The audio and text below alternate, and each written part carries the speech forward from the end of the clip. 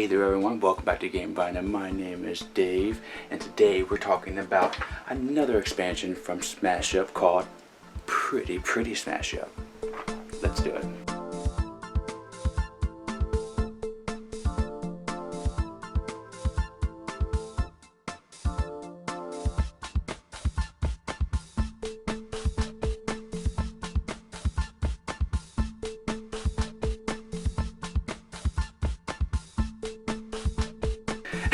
Yeah, I know, silly. Now, welcome back to another Smash Up Week video where we are taking a look at, I think this is the 5th expansion. I'm losing track at this point. But this one is kind of an interesting one. Smash Up has a lot of different factions at this point. It has to be up to the 30s from this point up to this expansion, even more than that. But this one, I think, adds a new demographic to Smash Up. People who like cats, people who like princesses, and people who might like My Little Pony can now take factions and smash them up with tricksters or ninjas at this point. Now, my favorite thing in this world when it comes to animals, it's cats. So I'm pretty excited to try those suckers out in here, and the other ones, I'm not too opposed to try princesses and stuff. I'm interested to see what those are. So this is the first expansion since the big geeky box, so let's check it out and see what it has in store. Let's go. So Pretty Smash Up switches up the game, and they start a trend by giving you the dividers for each faction. Now that you have the big geeky box, you can add every expansion easily with these dividers, and that's going to be the same for each expansion coming out. And of course, the same old, give us 4 factions, and finally I think I got a new favorite other than the Cthulhu pieces. The pink ones are so-so, but I really like these purple ones. So I don't know which one I play with, I kind of flip-flop, but that is nice little pieces here. And the 4 factions, you got cats. Heck yeah, I love me some cats, as you probably already know. You got magic ponies, and then you have fairies, and lastly the princesses. Of course, bases come with a lot. Let's go over those bases right now and then get to the factions. Okay, so the bases kind of keep with the theme of the factions, but we're just going to go over the names more so than the powers. The House of 9 Lives, of course, for the cats, it basically allows you to move your minion to a different base once it gets destroyed. The Cool Cat Alley, we have the Enchanted Glen for the fairies, the Fairy Circle, and what else do we have? What's that one that I like? Ponyland's cool. The beautiful castle. Oh yeah, the ice castle here. So this is just stellar. I like the display art in the background. Minions cannot be played here. How do you win that then? You have to get crafty by moving them. So I really like that one, and I think that's the most interesting base card there is. But yeah, they're cool. So let's go on and move to the fairies. Okay, so the fairies are another thorn in your side kind of faction. You'll be swatting and trying to get them away as they annoy you. So this one here is the strongest fairy, and it is return your opponent's minion to its hand or play an extra minion. So they have a lot of cards that are do this or do that. The second option is more of what I do. This is a really good minion here until you start your next turn. Either another minion has -4 with a minimum of 0, or this minion has +1 power. So that's pretty cool depending on which way you want to go. I do like this new mechanism of the or. Kind of reminds me of the Druid and Hearthstone. So you got this is modeled off of Tank for sure. You may transfer an action played on another minion to this one. Steal it. So the actions here are pretty good. You got the Ladybug, the Daisy Chain, which is a weird one. You can either get +2 or -2 depending on where you want it.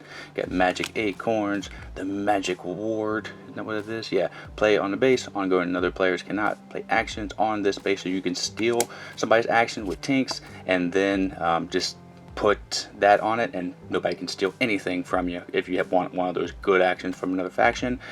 Leaf Armor, this minion has +1. Transfer this action to another minion. Something new there. Playful Tricks. Oh yeah, draw 2 cards or draw a card and play an extra action. I like the options and the variability of the Fairies, but they are a bit annoying to play against, though I dig them. I like them. So I don't think they are my favorite of the four. Let's go ahead and move over to the ponies and see if they are my favorite. So the ponies are all about working together, and they have some decent minions here. This minion has +1 for each of your other minions. So if you get a lot of minions, like definitely the zombies or robots, those are really good to play with the ponies. Even the Innsmouths from the Cthulhu would be a good one for the ponies as well. If you have played another minion here, go ahead and draw a card. Rainbow, just beautiful art. This, I didn't think this would be a pony, but look at it. Oof, it's a weird one. Sea Star. And Pinky there's a lot of Pinky in the deck here. While another of your minions is here, this minion gets +1 power. Again, if you have multiple minions, you can do work there. Destroy an action played on a minion. Play on your minions ongoing. This minion has +1 for each of your other minions. Remember, work together when you are at the ponies, though that one looks evil. Sharing power. This one is teaching power. It's very wordy. Play an extra minion at a base where you have a minion. So it allows you to get those minions out as well. Friendship power. Oh, this is such a cool one here. Each of your minions that is on the base with another of your minions gains +2 power until the end of turn. It's not incredibly great, but look at that art. Super stellar. And choose a base, move any number of your minions to it. And that's how the ponies do. So I think they're good, but still not my favorite one. We're going to move over to the princesses and see if I like those more. Okay, so the princesses here are interesting. They only have 6 minions here. They're all power level 5, but they have some strong actions, though you're going to want a faction that can accommodate and have a lot of minions to supplement the princesses here. You got Frozen basically here, Elsa. Another player cannot play more than 1 extra card per turn, so kind of limits and you got Sleeping Beauty here. If a minion would go into discard pile, shuffle it into your deck instead. There's Snow White, move a minion from another base to here. This one right here, destroy another player's minion of power 2 or less, and place an heirloom card from your discard into your hand. We'll go through heirlooms, which are pretty strong. Reveal the top card of your deck. If it's a minion, draw it. Otherwise, place it at the bottom of your deck. And those are all the minions. That's it. Like I said, you have a lot of actions here. So if you have are the winner when the base breaks, get another VP. They got a lot of VP stuff. Draw a card, or one of the minions +2 power to the end of the turn. Before a base scores, move a minion from there to another base. And this is the heirloom. This is what I'm talking about. You have 3 of these in your deck, and they are +1 for each one that you have on a minion. If you have 1, just 1 point. You have 2, you get 4 points. All 3, you get 9 power points. So that can be a really strong minion there. Move a minion to another base. That's how you can move stuff a lot. Choose a base, move all minions from that. Got Skillet, destroy a little weakling, and then you have your furry friends. So those are the princesses. They're cool, but not my favorite. Alright, let's go over my favorite. Y'all knew it was gonna be the cat. Of course, cats are the #1 for me. Now, traditionally, they aren't my play style. They're really mean. They kind of take that, but they're grumpy. At least this batch of cats are. That cat right there, she's sometimes grumpy, but they can be nice. But again, cats win, and the reason why, because they're fluffy and they're pretty much take your opponent out kind of style. So the queen, Fluffy, take control of minions of power 3 or less until the end of the turn. It's thematic because the cat, they're winning you over for just a little bit until they devise their plan to take you over. Okay, play an extra action, destroy one of your minions. So you're going to want some minions that are disposable, meshed up with the cats here, but they will be destroying your opponent's stuff as well. Take control of a minion power 3 or less until the end of the turn. Mr. Grumpers, choose a minion if it has -2 power until the end of turn. A lot of end of turn. Hissy Fit, play on a base. All other minions here have a -1 point. Oh, look how cute. Can has cheeseburger.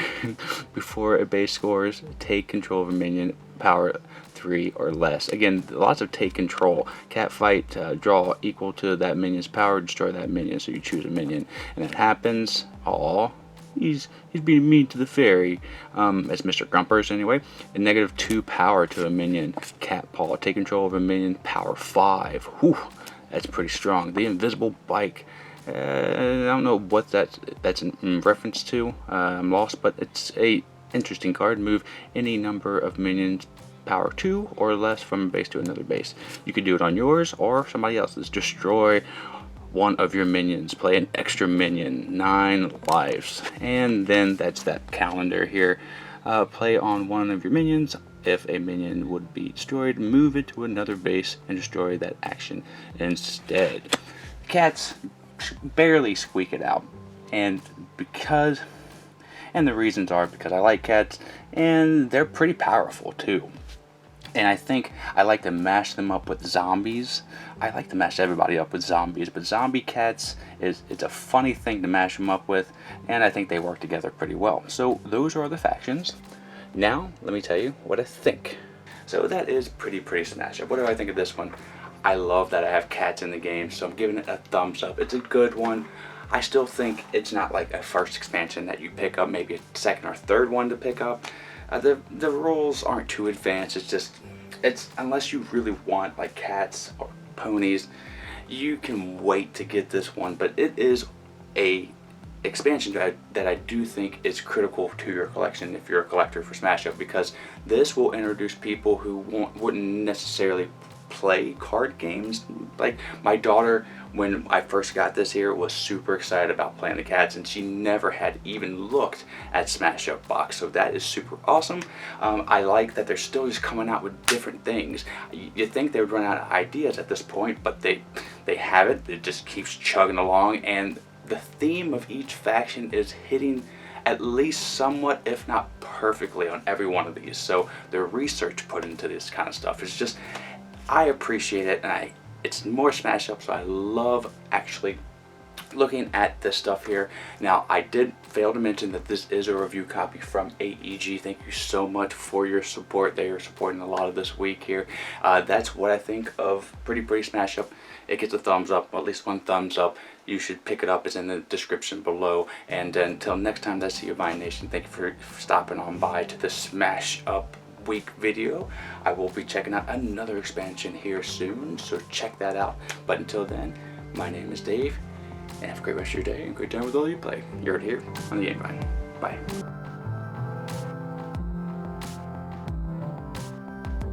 Vine Nation, we love making content here for you on the channel, and we're almost at 15,000 subscribers, so subscribe now and help us out.